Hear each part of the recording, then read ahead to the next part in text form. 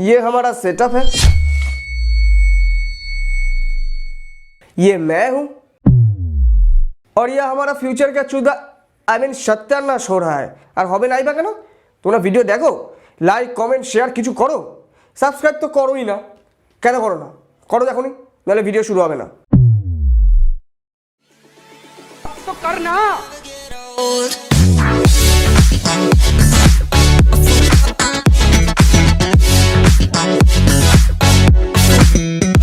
So hey guys, this is your brother from Technical Addaghor। আজকে আমরা কথা বলবো Redmi Note 10 সিরিজ সম্পর্কে। কটা ফোন থাকবে, কি ফোন থাকবে, কি স্পেক্স থাকবে, কি প্রাইসিং হবে, কি কালার ভেরিয়েন্ট থাকবে, A to Z সব বলবো। সুতরাং ভিডিওটা স্কিপ না করে পুরোটা দেখতে থাকো।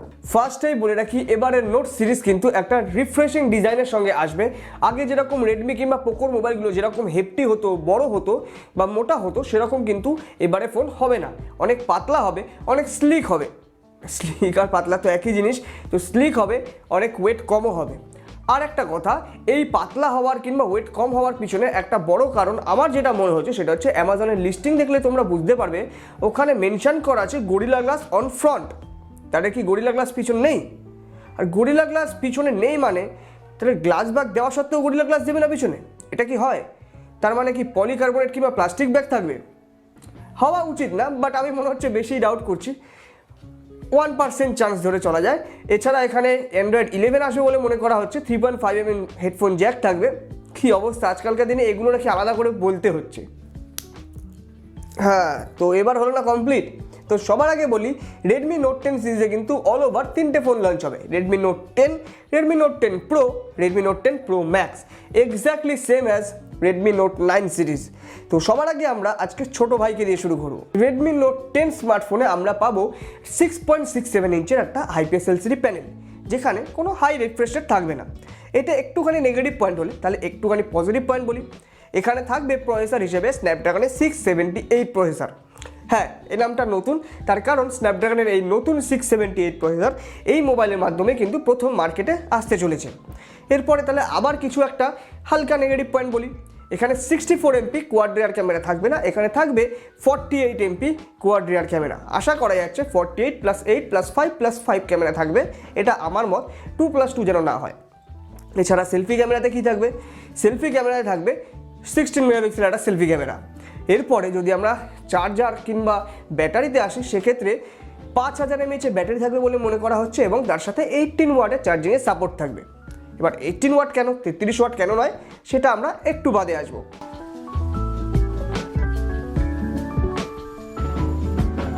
464, 6128 এই দুটো ভেরিয়েন্টে লঞ্চ করা হবে এবং এখানে কালার অপশান বলতে এখানে গ্রিন, হোয়াইট আর ব্ল্যাক এই 3টে কালার অপশান কিন্তু পাওয়া যেতে পারে।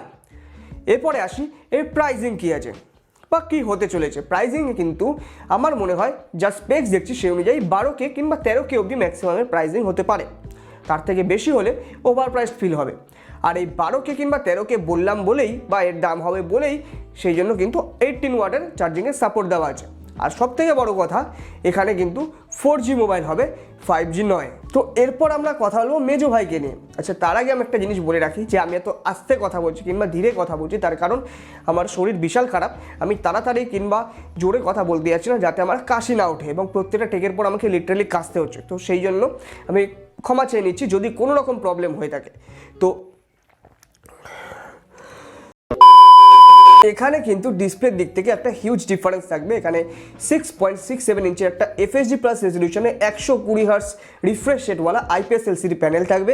এরপরে এখানে ঠিক এক্স্যাক্টলি পোকো X3 মতোই কিন্তু স্ন্যাপড্রাগন 732G থাকবে বলে মনে করা হচ্ছে। 64 মেগাপিক্সেলের একটা কোয়াড রিয়ার ক্যামেরা থাকবে, 32 মেগাপিক্সেলের ফ্রন্ট ক্যামেরা থাকবে। এছাড়া 5050 mAh ব্যাটারি থাকবে, 33 ওয়াটের চার্জিং থাকবে। সুতরাং এই সব দিক দিয়ে কিন্তু কোনো প্রবলেম নেই। মনে করা হচ্ছে এখানে 3খানা ভেরিয়েন্ট আসবে। কী ভেরিয়েন্ট? 664, 6128 আর 8128। এছাড়া যদি কালার নিয়ে কথা বলি, কী কালার অ্যাভেলেবেল হবে, তাহলে সেটা বলবো আমি রেডমি নোট 10 প্রো ম্যাক্সের সময়। তার কারণ তো রেডমি নোট 10 প্রো ম্যাক্সের যে কালারগুলো থাকবে এখানেও কিন্তু সেম কালারই থাকবে। এরপরে যদি বলো প্রাইজিং কী হতে পারে, তখন আমি বলবো 17 to 18K হওয়া উচিত প্রাইজিং ইন্ডিয়াতে। কারণ পোকো X3 সঙ্গে কিন্তু 90% স্পেক্স সিমিলার হতে চলেছে। সুতরাং প্রাইজিংটাও কিন্তু পোকো X3 সঙ্গে সিমিলারই হওয়া উচিত। আরেকটা কথা বলে দিই, এটা কিন্তু 4G ফোন, 5G ফোন নয়। তো এবার মনে হতে পারে অনেকের যে টাকা খরচা করছি এত, তাহলে আমি 5G ফোন কেন নেবো না? তাহলে তাদেরকে আমি বলে রাখি যে এই ভিডিওটা একটুখানি দেখে আসো, তাহলে তোমাদের হয়তো জ্ঞানের চোখ আর একটু বেশি খুলে যাবে। তো অনেকক্ষণ ওয়েট করার পরে এবার পালা Redmi Note 10 Pro Max এর। Meanwhile, তো ডিসপ্লে পোর্শনে ঢোকার আগে একটা কন্ট্রোভার্সিয়াল টপিক আগে বলে রাখি। কদিন আগে রেডমি টুইটারে একটা পোল দিয়েছিল পাবলিকের কাছে ফিডব্যাক চেয়ে, যে তারা কি চায়, বেস্ট কোয়ালিটির IPS LCD panel with 120 Hz refresh rate নাকি নর্মাল অ্যামোলেড প্যানেল। মাইন্ড ম্যানিপুলেশনটা দেখেছো? IPS LCD প্যানেলের পাশে বেস্ট বসিয়ে দিলে কি সেটা বেস্ট হয়ে যায়? কথাতেই আছে জনতা জনার্দন, 88% ভোট পড়লো অ্যামোলেডের দিকে। আর তারপরে কি হলো? গেস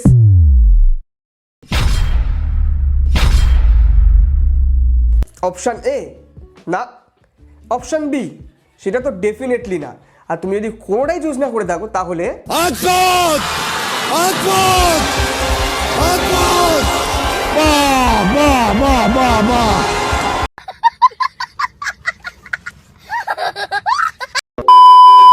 আসল অ্যান্সার হলো টুইট ডিলিট, সিধা ডিলিট। তাই জন্য এখনও অবধি লিক্স যা বলছে কিংবা আমার যা মনে হচ্ছে সে অনুযায়ী এখানে কিন্তু IPS LCD panel with 120 Hz refresh রেটে কিন্তু পাওয়ার চান্স বেশি। থাকতে পারে অ্যামোলেড, কিন্তু তার খুব চান্স কম, এবং সেটা থাকলেও 60 Hz হবে। তবে একটা পজিটিভ পয়েন্ট হলো রেডমি কিন্তু অফিসিয়ালি অ্যানাউন্স করেছে এবার রেডমি নোট সিরিজের মধ্যে সবথেকে ব্রাইটেস্ট ডিসপ্লে আসতে চলেছে। এছাড়া HDR10 সার্টিফিকেশন তো থাকবেই এই মোবাইলে। প্রসেসরের ক্ষেত্রে এখানে নতুন স্ন্যাপড্রাগন 768 থাকতে পারে, অর্থাৎ যেটা তোমরা ধরতে পারো 765G এর থেকেও হালকা একটু এগিয়ে।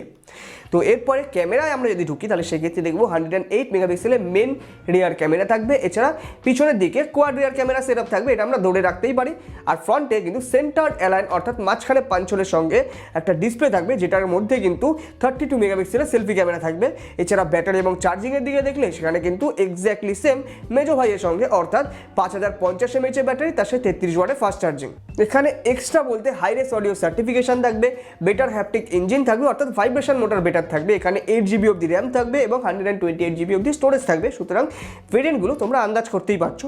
এছাড়া কালার বলতে এখানে কিন্তু ব্ল্যাক, ব্লু, ব্রোঞ্জ, গ্রে এই চারটে কালার অপশানে কিন্তু অ্যাভেলেবেল হবে বলে মনে করা হচ্ছে, এবং এই চারটে কালার কিন্তু Redmi Note 10 Pro এর ক্ষেত্রেও কিন্তু অ্যাভেলেবেল থাকবে। এছাড়া এটা আরেকটা কথা বলে দিই, এটা কিন্তু 5G ফোন হবে, এটা কিন্তু অন্য দুটো ফোনের মতো 4G ফোন নয়। এখন অবধি কিন্তু প্রাইজিং নিয়ে সেরকম কোনো লিক্স নেই। তোমরা যদি আমাকে জিজ্ঞেস করো তাহলে আমি বলবো MI 10i এর থেকে কিন্তু 1-2 হাজার টাকা বেশি হতে পারে, অর্থাৎ 22-23 হাজার টাকা লঞ্চ হতে পারে। তার কারণ তোমরা দেখো MI 10i তে ঠিক যা যা রয়েছে এখানেও কিন্তু সেম জিনিস রয়েছে। এবার কিছু জায়গায় এক্সট্রা রয়েছে, যেমন ধরো ডিসপ্লেতে হয় সেম থাকবে 120 Hz IPS LCD প্যানেল, নাহলে কিন্তু সুপার অ্যামোলেড প্যানেল থাকবে। আর যদি দেখো প্রসেসর তাহলে কিন্তু সেটাও বেটার।